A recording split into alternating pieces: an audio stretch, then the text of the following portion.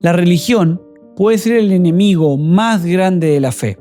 Y lo peor es que hay muchos que estamos dentro de ella, convencidos de que estamos cerca de Dios. Esto no es un debate teológico, esto es personal.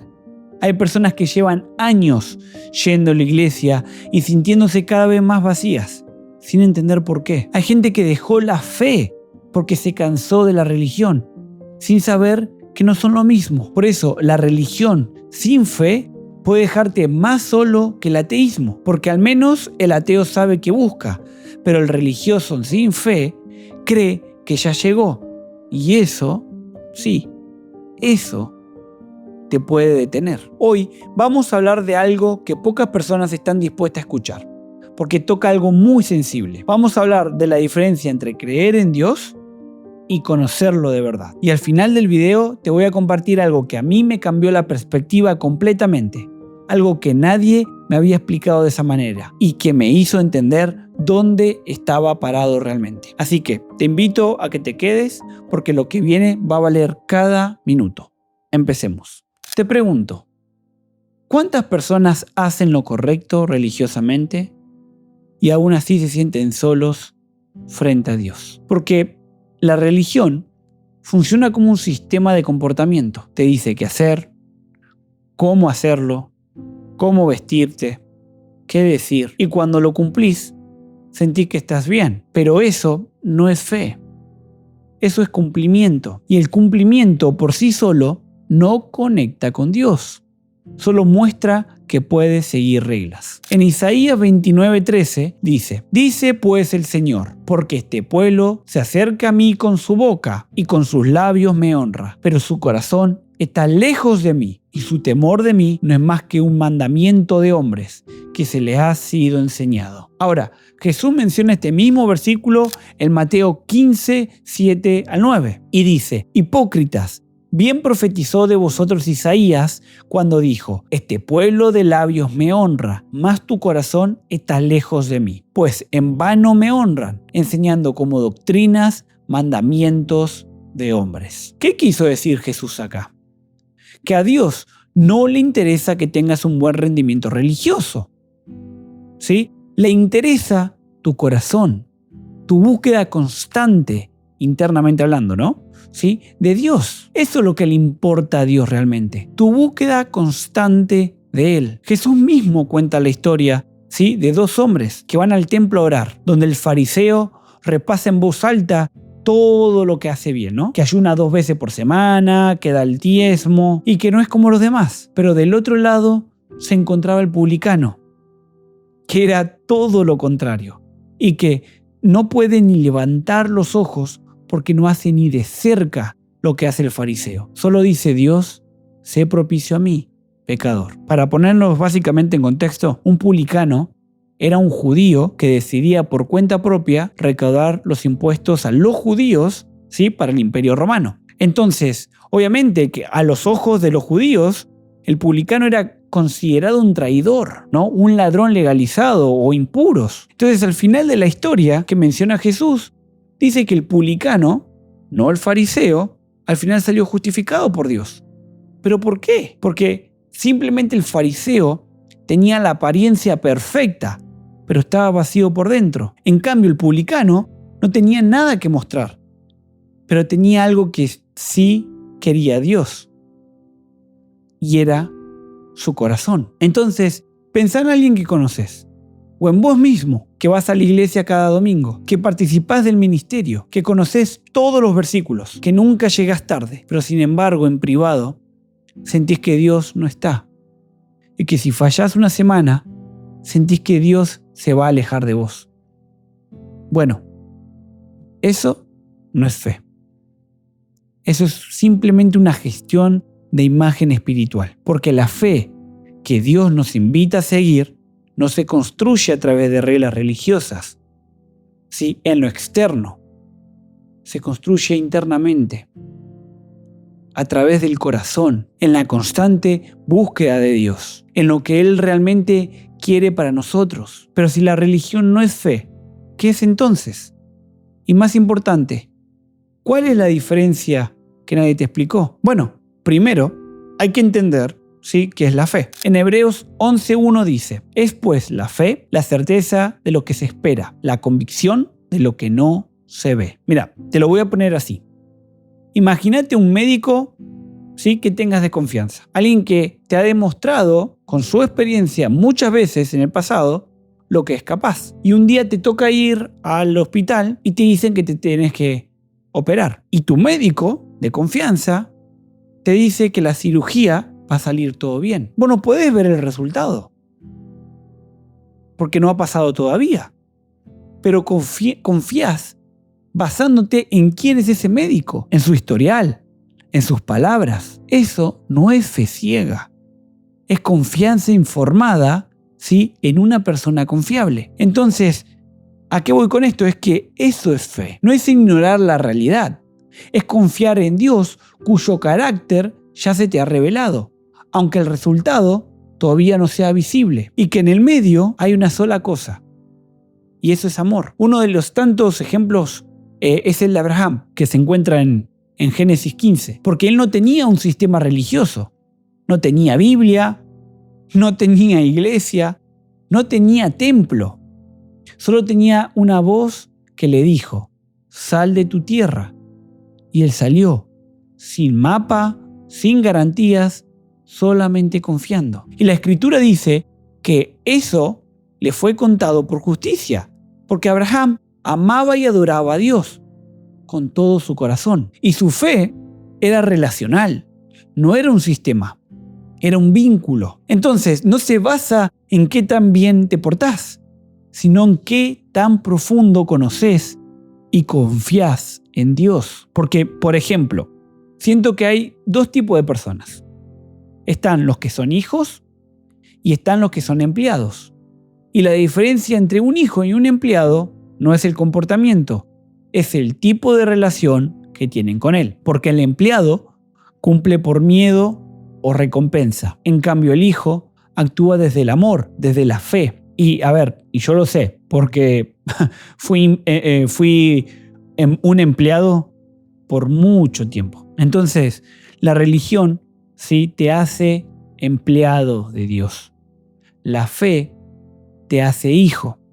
Y esas dos personas viven la vida de maneras completamente distintas. Entonces, si eso es cierto, hay algo mucho más peligroso que necesito decirte. Porque la religión puede ser activamente dañina, ya que una religión sin fe no solamente falla en llevarte a Dios, sino que hasta puede alejarte de Él. Voy a mencionar un versículo que ya mencioné al principio, porque nos da más información al final, muy importante, y que se encuentra en Marcos 7, 6 al 8. Y dice: respondiendo él les dijo: hipócritas, bien profetizó de vosotros Isaías, como está escrito: este pueblo de labios me honra, mas su corazón está lejos de mí, pues en vano me honran, enseñando como doctrinas mandamiento de hombres. Porque dejando el mandamiento de Dios, os aferráis a la tradición de los hombres, los lavamientos de los jarros y de los vasos de beber, y hacéis todas otras muchas cosas semejantes. Mirá, cuando tu identidad está construida sobre prácticas religiosas, cualquier cuestionamiento se va a sentir como una amenaza existencial. Entonces, deja de buscar. Y buscar se va a volver algo peligroso. Y ahí es donde empieza a morir la fe, en la comodidad religiosa. Mira, Jesús mismo confrontó muchísimo esto. Sus palabras más duras no fueron para los pecadores, fueron para los religiosos, para los que sabían todo y no conocían nada, para los que tenían la apariencia, para los que se querían convertir en el ejemplo, pero por dentro estaban vacíos. En 2 de Timoteo 3:5 dice que tendrán apariencia de piedad, pero negarán la eficacia de ella. A estos evita. De nuevo, Jesús fue muy directo con los fariseos, ¿sí? Que los fariseos eran los más estudiosos de ese tiempo, los más cumplidores, los más respetados, porque conocían la ley de Dios de memoria. Y Jesús los confrontó más duramente que a nadie, diciéndoles en Mateo 23, 27 al 28, «Ay de vosotros, escribas y fariseos, hipócritas, porque sois semejantes a sepulcros blanqueados, que por fuera, a la verdad, se muestran hermosos, mas por dentro están llenos de huesos de muertos y de toda inmundicia». El problema, gente, era que tenían la apariencia, ¿sí? Que querían demostrar en público y ser el ejemplo de Dios. Pero en realidad no cumplían con los verdaderos mandamientos de Dios. Rechazaban, juzgaban y no eran más que necios con conocimientos que ya no buscaban en Dios. Por eso la certeza religiosa puede ser la cosa más peligrosa en el mundo espiritual. Porque ¿cuántas personas conoces que se alejaron de Dios por la religión? Que se cansaron del sistema, de las reglas, de la hipocresía dentro de la iglesia. Que nunca experimentaron a Dios de verdad. Solo oraban o rezaban palabras vacías. Solo hacían prácticas porque dentro de la institución decía que tenían que hacer sin cuestionar nada, con la creencia de que Dios era solo 4 paredes.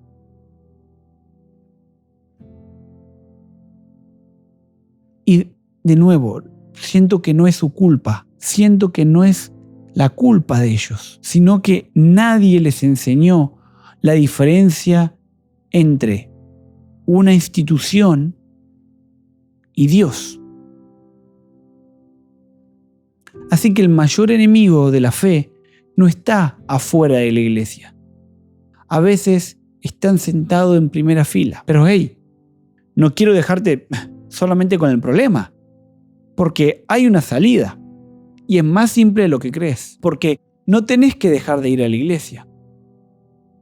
No. Y dirás, Agustín, pero ¿qué dijiste antes?